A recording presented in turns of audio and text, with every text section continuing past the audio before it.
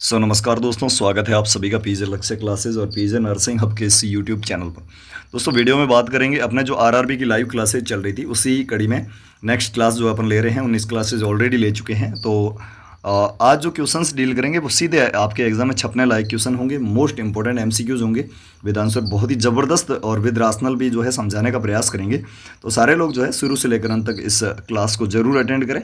साथ ही साथ प्रत्येक क्वेश्चन का आंसर जो है लाइव चैट यानी कि कमेंट बॉक्स में देते जाएं। मतलब प्रत्येक क्वेश्चन का आंसर आपको देना, मैं आपको 5 से 7 सेकंड का टाइम दूंगा और कमेंट बॉक्स में जो है आपको कमेंट्स करके प्रत्येक क्वेश्चन का आंसर देना है। चाहे गलत हो सही हो, उससे कोई दिक्कत नहीं है। गलत करके ही तो सीखते हैं लोग, मतलब गलत करत करत अभ्यास ते जड़मति हो तो सुजान, मतलब अभ्यास करेंगे, जितनी एक्सरसाइज करेंगे, जितनी प्रैक्टिस करेंगे क्वेश्चंस की, उतना ही आप बेटर बनेंगे। ठीक है, इस बार अपने को आरआरबी और अदर जितनी भी एनएचएम वगैरह की वैकेंसीज है उनको क्रैक करना है। विशेष करके आरआरबी की बात कर रहे हैं, जो कि नर्सिंग सुपरिटेंडेंट की पोस्टें आई हुई है, आप सभी को बताया, और जल्दी एग्जाम भी होने वाला है।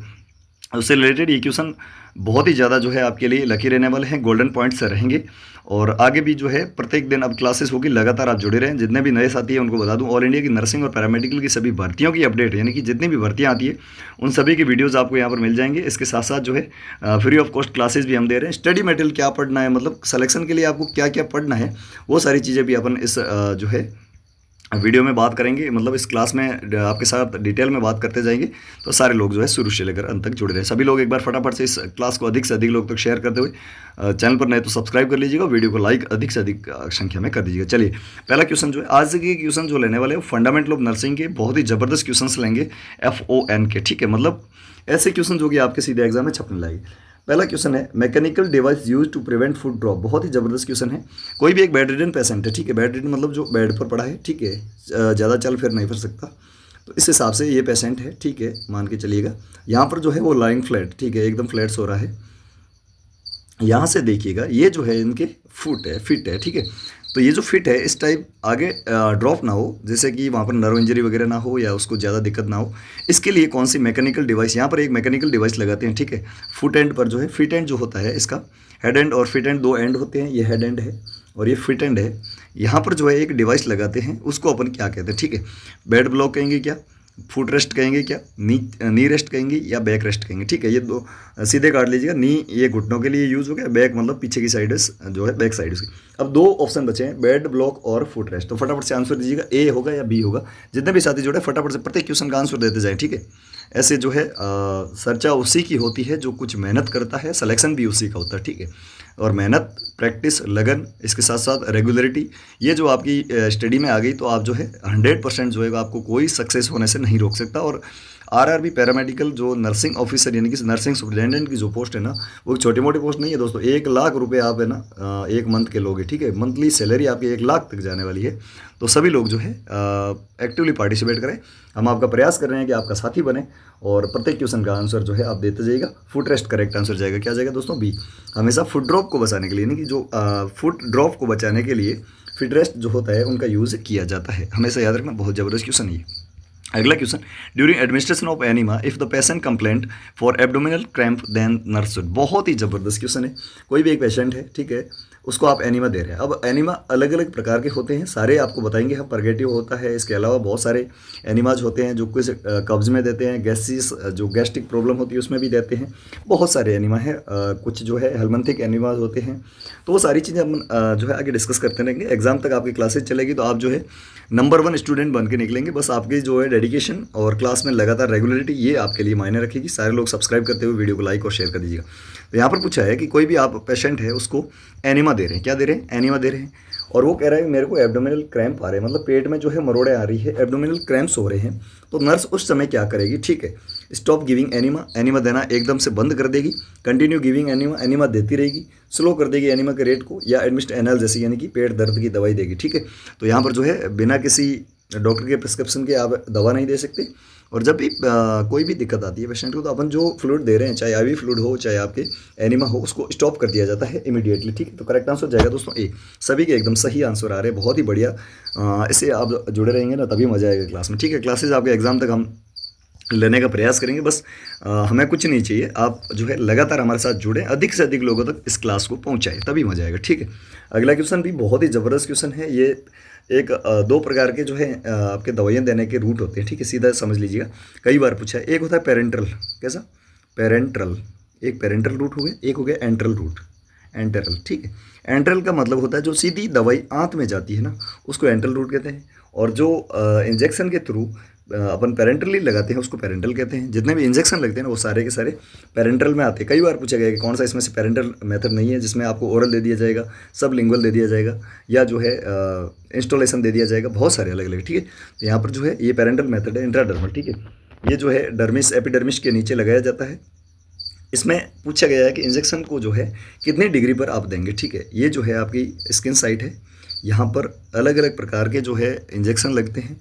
कैसे लगते हैं वो देखिएगा, एक ऐसे लगता है, ठीक है, एक जो है 30 डिग्री पे लगता है, एक आपके 90 डिग्री पे लगता है, एक इनके बीच में 45 डिग्री पे लगता है, ठीक है। तो ये जो है 15 डिग्री पे लगता है ना, इसको आईडी कहते हैं। क्या कहते हैं, आईडी।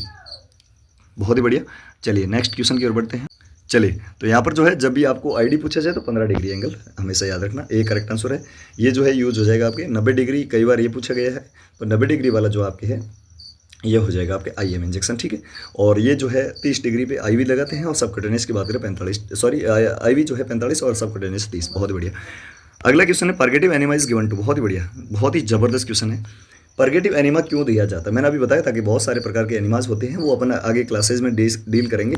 आपकी डिमांड होगी वैसे ही टॉपिक हम लेके आएंगे, टेंशन ना लो, ठीक है। तो यहाँ पर पूछा है कि परगेटिव एनिमा जो है वो क्यों दिया जाता है। For provide nutrition, nutritional enema दिया जाता है, एक न्यूट्रिशनल एनिमा, वो न्यूट्रिशन के लिए तो पहला गलत हो गया। एंटी हेलमंथिक दो जाते हैं ना, वो आपकी हेलमंथिक को डिस्ट्रॉय करने के लिए होता है, तो ये भी गलत हो गया। अब ये दो है ना, ठीक है, इन दोनों में से आपको आंसर देना, सी या डी। फटाफट से जितने भी साथी है वो कमेंट करके बताइएगा फटाफट से। और जितने भी नए साथी जुड़े उनको बता दूँ, चैनल नए हैं तो सब्सक्राइब कर लेना, क्योंकि यहाँ पर आपको ऑल इंडिया नर्सिंग और पैरामेडिकल की सभी भर्तियों की न्यूज़ अपडेट के साथ साथ फ्री ऑफ क्लासेस के माध्यम से फ्री ऑफ कॉस्ट जो है आपको तैयारी भी करवाई जा रही है, ठीक है। तो इसका आंसर दीजिएगा, सी या डी में से कौन सा होगा। हमेशा पेरिस्टालसिस मूवमेंट को बढ़ाने के लिए परगेटिव एनिमा दिया जाता है, C is correct answer. Peristalsis movement जो होता है आपके एंट्रल में, यानी कि जो आंतें होती है वहाँ पर बड़ी आंत वगैरह होती है जो आपके, तो इसको जो है यहाँ से एनल के थ्रू, एनएस के थ्रू दिया जाता है, और ये जो है पेरिस्टालसिस मूवमेंट बताती है, जिससे कि आपके पाचन वगैरह सही हो सके। Next question, sequence of taking vital sign for newborn. बहुत ही जबरदस्त क्वेश्चन है, 5 स्टार लगा देना दोस्तों, ठीक है। कई बार बच्चे कंफ्यूज हो जाते हैं इसमें, कंफ्यूज नहीं होना इस बार। और नर्सिंग सुपरिटेंडेंट जो आरआर की भी पोस्ट है ना, इसमें आपको सेलेक्ट होने के दिखाना है, ठीक है। जितने भी सारे सेलेक्ट होंगे बहुत ही बड़ी खुशी होगी, सबसे ज़्यादा उनके माता पिता को, दूसरे नंबर पर हमको होगी, ठीक है। चलिए, sequence of taking vital sign of newborn. Newborn कोई भी अभी बच्चा जन्मा है तो उसका जो है वाइटल साइन आप लेंगे ना, पल्स है, बीपी है, रेस्पिरेशन है, टेम्परेचर है, कलर है, ये जो है लेने का सीक्वेंस क्या रहेगा, ठीक है। टेम्परेचर, पल्स, रेस्पिरेशन गलत है, पल्स, रेस्पिरेशन या फिर जो है टेम्परेचर गलत, रेस्पिरेशन, टेम्परेचर, पल्स ये भी गलत। सबसे पहले आपको ये देखना है इसकी रेस्पिरेशन, यानी कि सांसें चल रही है कि नहीं चल रही है, ठीक है। सबसे पहले तो ये होता है, सांसें ही नहीं है तो फिर आप ये जो है टेम्परेचर लेके क्या करेंगे, ठीक है। तो रेस्पिरेशन सबसे पहले होगा, तो ये दो तो सीधे गलत हो गए। दो बचे हैं, इनमें से आंसर देना, सी या डी में से, बताइए फटाफट से। अरे यार कमेंट करो, प्रत्येक क्वेश्चन का आंसर दो, तभी मजा आएगा। ऐसे यार पढ़े रहोगे फिर सिलेक्शन बहुत दूर की बात है दोस्तों, नज़दीक नहीं पहुंच पाएगा, ठीक है। आरआरबी में सिलेक्शन है, छोटी बड़ी बात नहीं है। आपको बताऊंगा, अभी बहुत सारे लोगों को कमेंट आ रहे हैं कि सर स्टडी मटेरियल क्या पढ़ रहे हैं, ठीक है। सबसे ज़्यादा आपकी जो प्रैक्टिस और एक्सरसाइज होती है ना, वो मायने रखती है दोस्तों। चलिए, तो स्टडी मटेरियल तो हमें इतना पढ़ा देंगे कि आपको कुछ पढ़ने की जरूरत नहीं पड़ेगी, लेकिन फिर भी मैं आपको एक्सरसाइज के लिए ज़बरदस्त गोल्डन पॉइंट दूंगा ना, उनमें से क्वेश्चन बहुत सारे छपने वाले हैं, वो मैं आपको बता दूंगा। चलिए, ये तो यहाँ सही आंसर हो जाएगा। सबसे पहले आपको रेस्पिरेशन लेना है, उसके बाद में आपको लेनी पल्स रेट, उसके बाद में टेम्परेचर लेते हैं, ठीक है। तो करेक्ट आंसर जाएगा दोस्तों सी। चलिए नेक्स्ट क्वेश्चन की ओर बढ़ते हैं।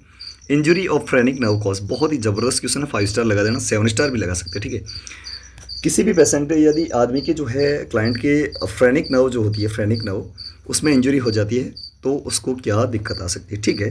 चलिए फ्रेनिक नर्व को समझिएगा पहले। ये है आपके लंग्स है, ठीक है, लंग्स है। यहाँ पर होता है आपका डायफ्राम, क्या होता है नीचे की तरफ, थोड़ा सा आप जो है इसके डायग्राम पे मत जाना दोस्तों। तो यहाँ पर इसके 3 लोब होते हैं राइट साइड में, और लेफ्ट साइड में 2 लोब होते हैं, ठीक है, ये भी याद रखना। तो यहाँ पर जो है ये होता है आपके डायफ्राम। इसमें जो डायफ्राम को एक नर्व सप्लाई दी जाती है ब्रेन के थ्रू, उसको कहते हैं फ्रेनिक नर्व। क्या कहते हैं दोस्तों, फ्रेनिक नर्व। कई बार पूछा गया क्वेश्चन है कि फ्रेनिक नर्व जो है वो किसको सप्लाई करती है, तो हमेशा याद रखना डायफ्राम। करेक्ट आंसर क्या जाएगा दोस्तों, फ्रेनिक नर्व जो है वो डायफ्राम को देती है। अब डायफ्राम किससे रिलेटेड है, तो ये जो है आपके रेस्पिरेशन से रिलेटेड है। किससे रिलेटेड है, रेस्पिरेशन से रिलेटेड है। तो यहाँ पर जो पूछा है कि फ्रेनिक नर्व यानी जो इसको सप्लाई कर रही है ना डायफ्राम को, अब इसको ये प्रॉपरली सप्लाई नहीं करेगी तो ये अपना काम नहीं कर पाएगा सही से, ठीक है। तो क्या दिक्कत आ सकती है, कार्डियक अरिथमिया। अब हार्ट का तो इसमें कोई दिक्कत नहीं है, ठीक है, गलत है। टैकीकार्डिया, ये भी हार्ट बीट का बढ़ना जो है हार्ट बीट का बढ़ना टेकिकार्डिया और घटना जो है ब्रेडिकार्डिया कहलाता है, ठीक है, ये भी याद रखना। ये हो गया टेकिकार्डिया, ये हो गया ब्रेडिकार्डिया। और ऐसे ही जो है रेस्पिरेशन का बढ़ना जो है, रेस्पिरेशन रेट का आरआर जो होती है ना, रेस्पिरेटरी रेट का बढ़ना जो है टेकिपनिया, और कम होना आपके होता है ब्रेडिपनिया, और बिल्कुल सीज हो जाना अपनिया कहलाता है, और डिफिकल्टी होना डिस्पनिया कहलाता है, ठीक है। तो सारी चीज़ें आपको याद रखनी है क्योंकि ऐसे ही क्वेश्चन आते हैं एग्जाम में। तो फ्रेनिंग ना होगी, कार्डियक अरिथमिया नहीं होगा, टेकिकार्डिया नहीं होगा, हाइपरथर्मिया भी नहीं होगा, यहाँ पर कोई बुखार थोड़ी आएगा। ब्रीदिंग डिफिकल्टी होगी, बिल्कुल ब्रीदिंग में जो है डायफ्राम अपना जो है फंक्शन करेक्टली नहीं कर पाएगा, तो यहाँ पर जो है ब्रीदिंग डिफिकल्टी, जिसको अपन अभी देखा था डिस्निया कहते हैं, क्या कहते हैं, डिस्निया, ठीक है, डिस्निया करेक्ट आंसर हो जाएगा दोस्तों, dyspnoea. Next question number 855, old age hearing loss is called, बहुत ही ज़बरदस्त क्वेश्चन ये भी। ओल्ड एज में जो हियरिंग लॉस होती है उसको क्या कहते हैं, ठीक है। जैसे कोई आपके दादाजी वगैरह हुए, बूढ़े हुए, ठीक है, बूढ़े तो होंगे ही होंगे, अब उनको जो हियरिंग लॉस हो रहा है, ठीक है, कम सुनाई दे रहा है, तो इस कंडीशन को क्या कहेंगे, ठीक है, बताइएगा फटाफट से। प्रेस बायोपिया बिल्कुल गलत है, मैनियस डिजीज़ ये भी गलत है, कंडक्टिव डेफनेस ये भी गलत है, प्रेस बाइक्यूसिस बिल्कुल सही आंसर है। प्रेस बाइक्यूसिस टर्म को याद रखना, old age hearing loss is called presbycusis, तो C is correct answer. Next question की ओर बढ़ते हैं। अगला क्वेश्चन है आपके सामने, a system of family centred care to dying patient is, बहुत ही ज़बरदस्त क्वेश्चन है, 5 स्टार लगा देना।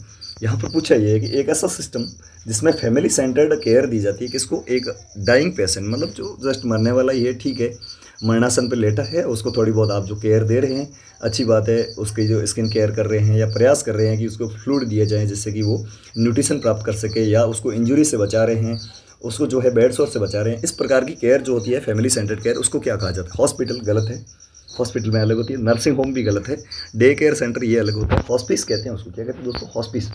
तो करेक्ट आंसर जाएगा दोस्तों बी, हॉस्पिस कहा जाता है, family centred care dying patient is called hospice, ठीक है। नेक्स्ट क्वेश्चन याद रखना, टर्म बहुत ही ज़बरदस्त है। और अगला क्वेश्चन जो है 857, if air bubble appear during chest drainage then, बहुत ही ज़बरदस्त क्वेश्चन है। कोई भी एक पेशेंट है, यहाँ पर आपने उसको जो है फ्लैट लेटा दिया, बिल्कुल ऐसे फ्लैट लेटा दिया, और यहाँ पर जो है रिब्स के थ्रू जहाँ पर आप जो है इसकी ड्रेनेज कर रहे हैं, चेस्ट से कोई भी चीज़ ले रहे हैं, ठीक है, कोई भी फ्लूइड ले रहे हैं, जैसे ये ड्रेनेज नलिका है, ठीक है, मतलब ड्रेनेज पाइप है, इसमें यदि आपको बबल दिखाई दे, ठीक है, बीच बीच में एयर दिखाई दे, तो आप क्या करेंगे। बहुत ही ज़बरदस्त है। चेस्ट ड्रेनेज की टाइम जो है आपको यदि बबल एयर पाइप में जो है बबल दिखाई दिए, तो आप क्या करेंगे। इट्स शो एयर लीकेज, आप चेक करेंगे कि एयर लीकेज तो नहीं है कहीं, इट शोज वाटर लीकेज, कहीं वाटर लीकेज तो नहीं है, it is a normal condition, ये एक नॉर्मल कंडीशन है, इट इंडिकेट्स एम्बोलिज्म, एम्बोलिज्म क्या होता है, एम्बोलिज्म और थ्रोम्बस दोनों एक ही चीज़ें हैं। यहाँ पर जो है ब्लड सप्लाई में रुकावट होती है ना, उसको अपन एम्बोलिज्म कहते हैं या थ्रोम्बस कहते हैं, ठीक है। तो यहाँ पर पूछा गया है, तो आप वहाँ पर ना तो कोई पानी के लीकेज देखेंगे, ना नॉर्मल कंडीशन मानेंगे इसको, ना ही एम्बोलिज्म देखेंगे, वहाँ देखेंगे कि कहीं कहीं जो है एयर लीकेज तो नहीं है, इसमें पाइप जो है कहीं से फटा हुआ तो नहीं है, ठीक है। कहीं भी ऐसा देख लीजिएगा कि कोई हॉल होता है, तो वहाँ पर जो है बबल जाने की संभावना रहती है। तो करेक्ट आंसर जाएगा ए, क्या जाएगा दोस्तों, क्योंकि बबल एयर के ही बनेंगे, ठीक है, A correct answer. Next question आगे बढ़ने से पहले आप सब लोगों की डिमांड पर, यदि आप किसी भी भर्ती की तैयारी करें, विशेष करके आरआरबी हो चाहे एनएचएम हो, तो आपके लिए स्टडी मटेरियल अवेलेबल है हमारे पास। हमारी जो टीम के द्वारा एक विशेष टीम जो कि लगातार जॉब भी कर रही है और लगातार जो है आप सब लोगों को सर्विस भी दे रही है ऑनलाइन प्लेटफॉर्म के थ्रू। उन्होंने पीजे क्वेश्चन बैंक, पीजे मॉडल पेपर और पीजे ओल्ड पेपर, जिसको पीजे स्टडी मटेरियल अपन कह सकते हैं, ठीक है, पीजे स्टडी मटेरियल जो है प्रिपेयर किया है, बहुत ही ज़बरदस्त रहने वाला है। इसमें क्या क्या रहेगा, सबसे पहले रहेगी पीजे क्वेश्चन बैंक, ठीक है, जिसमें 1000 मोस्ट इंपॉर्टेंट एमसीक्यूज़ रहेंगे, जो कि 299 रुपये की है। इसमें क्या है खास बात, इसमें सारे सब्जेक्ट इंक्लूड है, चाहे माइनर सब्जेक्ट हो मेजर, माइनर का बहुत ज़्यादा योगदान रहता है आपके एग्जाम में। जैसे आपके न्यूट्रिशन हो गया, माइक्रोबायोलॉजी हो गया, नर्सिंग एजुकेशन, नर्सिंग रिसर्च हो गया, नर्सिंग मैनेजमेंट हो गया, या फिर आपके जो है फार्मेकोलॉजी होगी, ऑन्कोलॉजी होगी। इसके साथ साथ मेजर जितने भी सब्जेक्ट है, जिसमें आपके जो है फंडामेंटल ऑफ नर्सिंग है, और इसके अलावा मेडिकल सर्जिकल नर्सिंग है, इसके अलावा पीडियाट्रिक्स है, साइकाट्रिक्स है, तो सारी चीज़ें इसमें इंक्लूड है। इसमें जो है 1000 मोस्ट इंपॉर्टेंट एमसीक्यूज है। उसके बाद में पीजे मॉडल पेपर अवेलेबल है, ठीक है, पीजे मॉडल पेपर जिसको अपन टेस्ट सीरीज़ के रूप में ले सकते हैं, जहाँ पर 9 मॉडल पेपर यानी कि टेस्ट सीरीज़ के 9 पेपर आपको मिलेंगे, 900 मोस्ट इंपॉर्टेंट एमसीक्यूज है, जिसकी प्राइस मात्र 149 रुपीज़ है। इसमें क्या है कि ये पूरे सिलेबस बेस्ड है, ठीक है। और दूसरी बात, इसमें जो लेटेस्ट एग्जाम पैटर्न पर आधारित क्वेश्चन है, मतलब जो अभी आप सबने देखा होगा कि एग्जाम का पैटर्न थोड़ा सा है ना चेंज हो गया है। बहुत सारे जो है मल्टी आंसर वाले क्वेश्चन पूछे जाते हैं आपको। जैसे कि कोई भी क्वेश्चन है उसमें ए और बी दोनों सही है, बी और सी दोनों सही है, केवल ए और डी सही है या केवल ए सही है, ऐसे क्वेश्चन तो ऐसे जो है इंक्लूड किए हमने इसमें। और इसके अलावा हमारे पास पीजे ओल्ड पेपर अवेलेबल है, जिसमें 5 आपको आरआरबी के ओल्ड पेपर मिलेंगे जो कि मोस्ट इंपॉर्टेंट रहेंगे आपके एग्जाम के पॉइंट ऑफ व्यू से, क्योंकि आपको पता लगेगा कि एक्चुअली पेपर आते कैसे हैं, जिसमें नर्सिंग और नॉन नर्सिंग सारी चीज़ें मात्र 100 रुपीज़ में ये मिल जाएंगी। टोटल की बात कर लेते हैं, यहाँ पर जो है 2400 मोस्ट इंपॉर्टेंट एमसीक्यूज मिलेंगे जो कि एग्जाम के पॉइंट ऑफ व्यू से बहुत ज़्यादा इंपॉर्टेंट है। 2400 मोस्ट इंपॉर्टेंट एमसीक्यूज। वैसे इसकी प्राइस जो देखा जाए 548 रुपये होती है, 548 रुपये, लेकिन हम सब जो है हमारी टीम ने ये डिसाइड किया और आप सब लोगों के लिए हम और डिस्काउंट दे रहे हैं। 449 रुपीज़ में आपको ये पूरा स्टडी मटेरियल मिलेगा जो कि आपके एग्जाम में बहुत ही ज़्यादा काम आने वाला है, मात्र 449 रुपीज़ में। कैसे 449 रुपीज़ में। और इसके लिए आपको करना क्या है, सिर्फ व्हाट्सएप मैसेज करना है। आपको स्टडी मटेरियल पूरा का पूरा व्हाट्सएप पीडीएफ्स के रूप में आपको ऑनलाइन मिलेगा, ठीक है। इसके लिए आप व्हाट्सएप मैसेज करेंगे। नंबर जो है ऑफिशियल नंबर एक ही है, कोई भी हमारे नाम से और कोई मैसेज करे तो सीधा मना कर देना। हम जो नंबर दे रहे हैं यही हमारे सिर्फ और सिर्फ यही नंबर है, ठीक है। इसके अलावा कोई भी ऑफिशियल नंबर नहीं है। और कोई भी टीम हमारी हमेशा आपके मैसेज के बाद में रेस्पॉन्स देगी, सामने से कभी नहीं कहेगी हमारा स्टडी मटेरियल ले लो, ठीक है। ये सारी चीज़ें आपको याद रखनी है। बहुत सारे फ्रॉडलेंट होते हैं आजकल। 9694654557 इस पर व्हाट्सएप मैसेज कर देना, हाथों हाथ स्टडी मटेरियल आपको मिल जाएगा, ठीक है। तो इस पर व्हाट्सएप मैसेज करते ही आपको स्टडी मटेरियल मिल जाएगा। जैसे पेमेंट मेथड वगैरह टीम पूरी बता देगी, आपको टेंशन लेने की जरूरत नहीं है। बहुत ही ज़बरदस्त रहेंगे। आप सारे लोग जो है इसको परचेज करें, आज ही परचेज करें। एक बार स्क्रीनशॉट ले लो इस नंबर का, जैसे ही क्लास खत्म होती है आप व्हाट्सएप मैसेज करके स्टडी मटेरियल ले लेना, कोई भी एग्जाम की तैयारी करो। चलिए नेक्स्ट क्वेश्चन की ओर बढ़ते हैं अपन। तो अपना question number next 858, for giving enema the height of enema can from the anus should be. बहुत ही ज़बरदस्त क्वेश्चन है। कोई भी एक पेशेंट को आप जो है एनिमा दे रहे हैं, ठीक है। तो ये इसकी एनस साइट है और यहाँ पर जो है आपका रहता है एनिमा स्टैंड, ठीक है। तो इस एनिमा स्टैंड की हाइट पूछी है या यहाँ पर एनिमा की हाइट, एक ही चीज़ है। तो इस एनिमा स्टैंड की हाइट कितनी होनी चाहिए, सूटेबल हाइट क्या रहेगी, जिससे कि आराम से जो है ड्रेन हो सके और एनस में जो है एंटर कर सके क्या फ्लूइड जो आप दे रहे हैं एनिमा में। 30 सेंटीमीटर, 18 सेंटीमीटर, 45 सेंटीमीटर या 90 सेंटीमीटर। बहुत ज़बरदस्त क्वेश्चन है, सीधा याद रखना। एक बहुत ही फैक्चुअल क्वेश्चन है जिसको फैक्ट को आपको याद रखना है। 45 सेंटीमीटर हमेशा रहेगा, ठीक है। तो सी इज करेक्ट आंसर। जब भी आप एनिमा देते हैं तो एनिमा स्टैंड की हाइट जो रहती है वो 45 सेंटीमीटर रहती है। अगला question, while lifting A patient a nurse band on her. बहुत ही ज़बरदस्त क्वेश्चन है। एक कोई बेडरिडन पेशेंट है, ठीक है। आप उसको क्या कर रहे हैं, लिफ्ट कर रहे हैं, ठीक है। यहाँ पर पेशेंट है, ऐसे फ्लैट्स हो रहा है, ठीक है। चलिए यहाँ पर जो है नर्स खड़ी है, इस साइड बेड साइड में हमेशा खड़ा होना चाहिए। और अब आप इसको लिफ्ट करेंगे तो हमेशा जो है जर्किंग जो मूवमेंट होता है ना, आपके जर्किंग मूवमेंट जिसको अपन कहते हैं कमर में जो है झटका लगना, तो उस झटके से बचने के लिए हमेशा आपकी हिप्स, ठीक है, हिप्स मतलब कूल है, हिप्स एंड नी से आपको बेंड करना है, ना कि आपको और जो है कमर से बेंड कभी नहीं करना। हिप्स एंड नी करेक्ट आंसर है। नी को ज़्यादा बेंड करना है, हिप्स को कम बेंड करना है, जिससे कि आपकी जो पोस्चर बनेगी, जो एक बेस बनेगा, जिसमें आपको करना क्या है कि पैरों को थोड़ा सा दूर दूर रखना है, जिससे कि बेस बनेगा और आप जो है जर्किंग मूवमेंट से बच पाएंगे। तो यहाँ पर जो है हिप एंड नी कौन से में, बिल्कुल बी करेक्ट आंसर हो जाएगा। हिप्स एंड नी को आपको बेंड करना है, ठीक है। कोई भी पेशेंट को आप लिफ्ट कर रहे हैं। नेक्स्ट क्वेश्चन की ओर बढ़ते हैं। The technique which is use to prevent cross infection is known as. बहुत ही ज़बरदस्त क्वेश्चन है। अब क्रॉस इन्फेक्शन क्या होता है ये समझ लीजिएगा आप। जैसे यहाँ पर आप जो है किसी भी एक इन्फेक्शन से जो है ग्रसित है, ठीक है, मतलब आपको आप इन्फेक्टेड पर्सन है, ठीक है, इन्फेक्टेड पर्सन है। जैसे आपको रेस्पिरेटरी ट्रैक्ट का इन्फेक्शन हुआ है, ठीक, तो आप जब खांसेंगे या सीखेंगे, ठीक है, जब भी आप ब्रीदिंग करेंगे तो आपके जो है यहाँ पर ड्रॉपलेट्स जो है, नेक्स्ट कोई भी यहाँ पर कोई आदमी खड़ा है जो कि एकदम हेल्दी है, उसके रेस्पिरेटरी ट्रैक्ट में जाएगा तो वो भी इन्फेक्टेड होगा। इस प्रकार का जो इन्फेक्शन होता है उसको क्रॉस इन्फेक्शन कहा जाता है। कई प्रकार के इन्फेक्शन होते हैं। आपने नोज़ोकोमियल इन्फेक्शन सुना होगा, जो कि हॉस्पिटल में एडमिट होने के बाद में जो है 24 घंटे के बाद में जो होता है उसको कहते हैं नोज़ोकोमियल।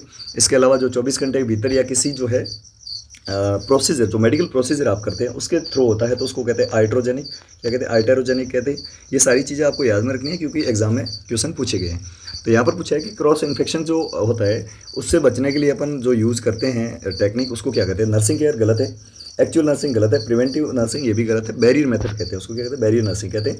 जैसे कि आपने जो है एसटीडीज से बचने के लिए, जैसे एसटीडीज है, किसी को सेक्सुअली ट्रांसमिटेड डिजीज़ या एसटीआई है, सेक्सुअली ट्रांसमिटेड इन्फेक्शन है, तो वह आप जब भी इंटरकोर्स करते हैं, सेक्स करते हैं, तो उस टाइम जो है बैरियर मेथड के रूप में आप कॉन्डोम्स का यूज़ करते हैं। 2 प्रकार के होते हैं, मेल एंड फीमेल, उतना डीप नहीं जाएंगे।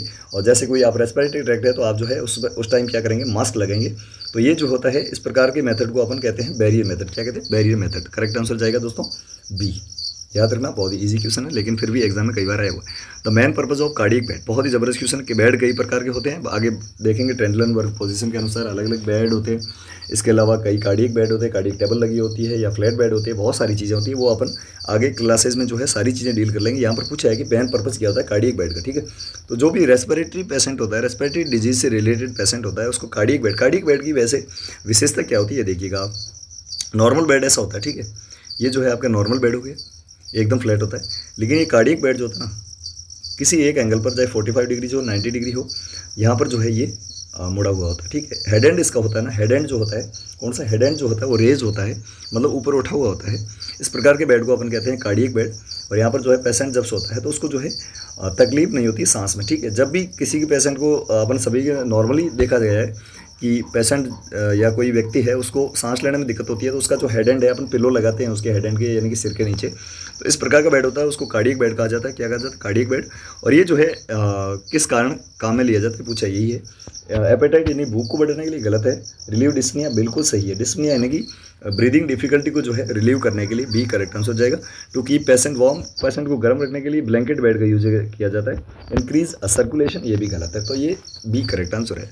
चलिए नेक्स्ट क्वेश्चन के बाद सभी लोग एक बार जो है वीडियो को लाइक और शेयर कर दो। चैनल पर नए तो सब्सक्राइब अवश्य कर लेना, क्योंकि यहाँ पर आपको और इंडिया की नर्सिंग और पैरामेडिकल की सभी भर्तियों की न्यूज़ अपडेट के साथ साथ फ्री ऑफ कॉस्ट हम तैयारी भी करवा रहे हैं। The article to be sterilised by autoclave are kept in, बहुत ही जबरदस्त क्वेश्चन है। ऑटोक्लेव से रिलेटेड 2-3 चीज़ें आपको याद में रखनी है। ऑटोक्लेव जो है एक मोइस्ट हीट मेथड है, ठीक है, मोइस्ट हीट मेथड है, मोइस्ट हीट मेथड। और इसी के समकक्ष एक जो है ड्राई हीट होता है, उसको क्या कहते हैं? तो उसको कहते हैं हॉट एयर ओवन। क्या कहते हैं? Hot air oven. आप सभी ने हॉस्पिटल में काम किया तो देखा होगा। तो ये जो है मोइस्ट हीट मेथड होता है, इसमें 121 डिग्री सेंटीग्रेड का टेम्परेचर रखा जाता है, 121 डिग्री सेंटीग्रेड टेम्परेचर, और 15 LBS का जो है प्रेशर रखा जाता है, ठीक है।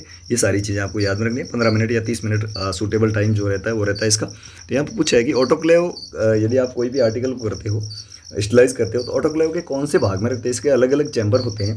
The outer chamber of the autoclave, गलत है, आउटर में नहीं रखते अपन, इनर जो होता है चैम्बर उसमें रखते हैं, तो बी करेक्ट आंसर। अंदर के साइड में रखते हैं, जिससे कि वो अच्छे से ऑटोक्लेव हो जाए। इस पर जो है जितने भी माइक्रोब्स होते हैं वो सारे के सारे नष्ट हो जाए। माइक्रोब्स विद स्पोर इसमें जो है नष्ट होते हैं। अगला question, before administering the medicine to a patient a nurse check the prescription, बहुत ही ज़बरदस्त क्वेश्चन है। जैसे कोई भी एक नर्स है, चाहे मेल नर्स हो फीमेल नर्स हो, जिसको नर्सिंग ऑफिसर कहते हैं, एक डॉक्टर ने उसको किसी भी पेशेंट के लिए दवाई लिख दी, ठीक है। ये मैडम जी यहाँ पहुँच गए, या जो भी सर है वो पहुँच गए हाथ में गत्ता लेके, ठीक है। यहाँ पर देखेगी क्या इसको सेप्टिक जोन देना है, क्या देना है, ठीक है। तो जैसे सेप्टिक जोन दवाई लिख दी, तो वो कितनी बार देखेगी एक्चुअली में सेप्टिक जोन है, कोई और दवाई है, कितने टाइम देनी है। प्रिस्क्रिप्शन जो होता है ना डॉक्टर का लिखा हुआ, वो कितनी बार देखेगी? 2 टाइम, 3 टाइम, 1 टाइम या 4 टाइम। इसका आंसर देना आप सभी को कमेंट बॉक्स में। जितने भी साथी जुड़े उनका बहुत बहुत धन्यवाद। सभी जो है लोग इस क्वेश्चन का आंसर कमेंट बॉक्स में देंगे, जिससे कि पता चलेगा कि कल किसने सही दिया, और सभी का नाम भी क्लास में लेंगे। और कल भी जो है क्लासेस का टाइम जो है हम बता देंगे आपको टेलीग्राम चैनल पे। टेलीग्राम चैनल का लिंक वीडियो के डिस्क्रिप्शन में, या फिर आप टेलीग्राम पे जाएं, पीजे लक्ष्य क्लासेस सर्च करके ज्वाइन करें। जो अपना ये लोगो दिख रहा है ना आपको, यही लोगो उस टेलीग्राम पे लगा। 15,000 से भी ज़्यादा लोग जुड़े हैं, आप भी जाकर जुड़ जाइएगा। एक बार लिंक पे क्लिक करके देख लेना, और नहीं होता है तो आप जो है टेलीग्राम पे जाएं, पीजे लक्ष्य क्लासेस सर्च करके ज्वाइन करें, जहाँ पर क्लासेस की टाइमिंग के साथ साथ ऑल इंडिया की नर्सिंग की जितनी भी भर्तियाँ आती है उनकी ऑल PDFs वहाँ पर मिलती रहती है। स्टडी मटेरियल भी देते हैं, क्विज वगैरह करवाते हैं, और भी जो भी न्यूज़ होती है वो सारी चीज़ें आप तक पहुँचाते हैं।